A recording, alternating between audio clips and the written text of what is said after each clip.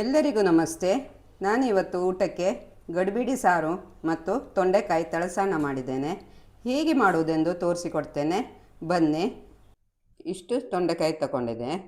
ಇದನ್ನು ಚೆನ್ನಾಗಿ ತೊಳೆದು ಕುಟ್ಟಿಡಬೇಕು.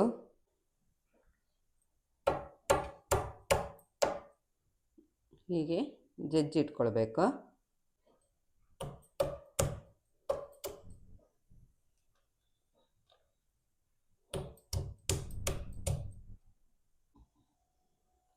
ಉಪ್ಪು ಸೇರಿಸ್ತೇನೆ.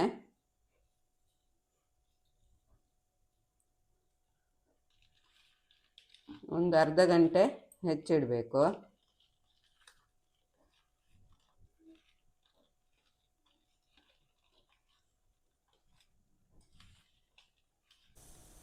ತೊಂಡೆಕಾಯಿ ಹುರಿಲಿಕ್ಕೆ ಎಣ್ಣೆ ಹಾಕ್ತೇನೆ. ಇದಕ್ಕೆ ಸ್ವಲ್ಪ ಜಾಸ್ತಿ ಎಣ್ಣೆ ಬೇಕು.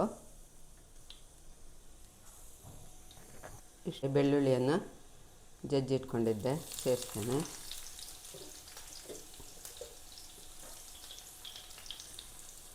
ಎರಡು ಹಸಿಮೆಣಸು,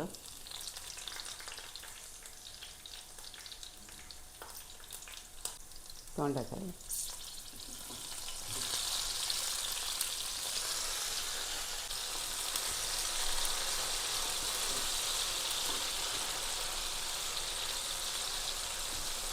ಕುಕ್ಕರಲ್ಲಿ ಬೇಯಿಸ್ಬೋದು, ಆದರೆ ಅಷ್ಟು ರುಚಿಯಾಗುವುದಿಲ್ಲ.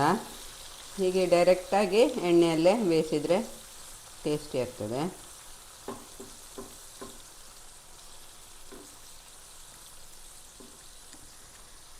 ಹಗುರ ಬೇಯಲಿ ಇದು. ಗಡಿಬಿಡಿ ಸಾರಿಗೆ 2 ಟೊಮೆಟೊ, 1 ಈರುಳ್ಳಿ, ಇದನ್ನು ಕಟ್ ಮಾಡ್ಕೊಳ್ಬೇಕು.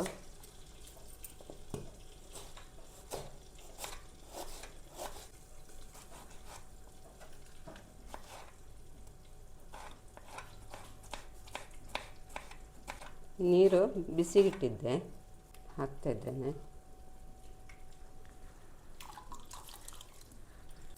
2 ಹಸಿಮೆಣಸು, ಬೆಳ್ಳುಳ್ಳಿ, ಒಂದು ಸಣ್ಣದು ಒಣಮೆಣಸು, ಹುಣಸೆ ಹಣ್ಣು ತರಿಯಾಗಿ ಕುಟ್ಕೋತೇನೆ.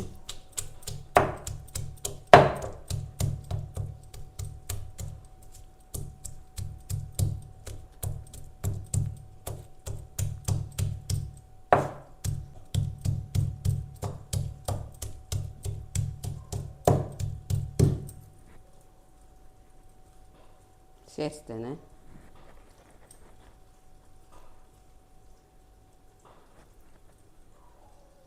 ಕುದಿಲಿ. ಉಪ್ಪು ಸೇರಿಸ್ತೇನೆ.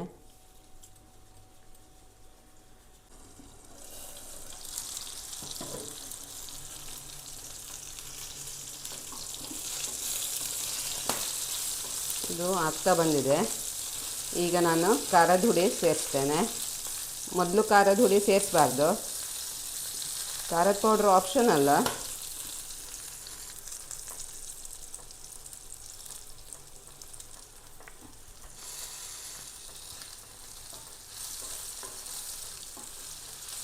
ಖಾರದ ಪೌಡ್ರು ಹಾಕಿದ್ಮೇಲೆ ಹೆಚ್ಚೊತ್ತು ಇದು ಮಾಡಬಾರ್ದು.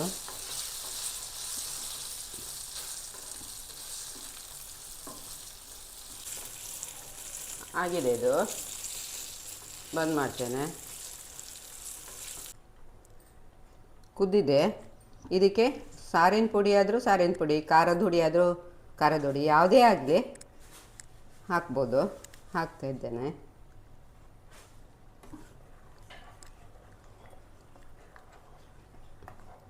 ಅಂದರೆ ಗಡಿಬಿಡಿ ಸಾರು ಎಂತ ಇದ್ದದ್ದು ಹಾಕೋದು. ಸಾರಿನ ಹುಡಿ, ಸಾಂಬಾರು ಹುಡಿ ಯಾವುದಾದ್ರೂ ಆಗ್ತದೆ. ಒಂದು ಸಣ್ಣ ತುಂಡು ಬೆಲ್ಲ ಸೇರಿಸ್ತೆ. ಆಗಿದೆ ಇದು. ಈಗ ಒಗ್ಗರಣೆ ಇಡ್ತೇನೆ.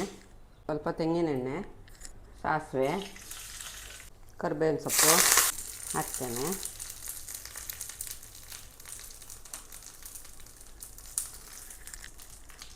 ಗಡಿಬಿಡಿ ಅಂದರೆ ಇದೆ.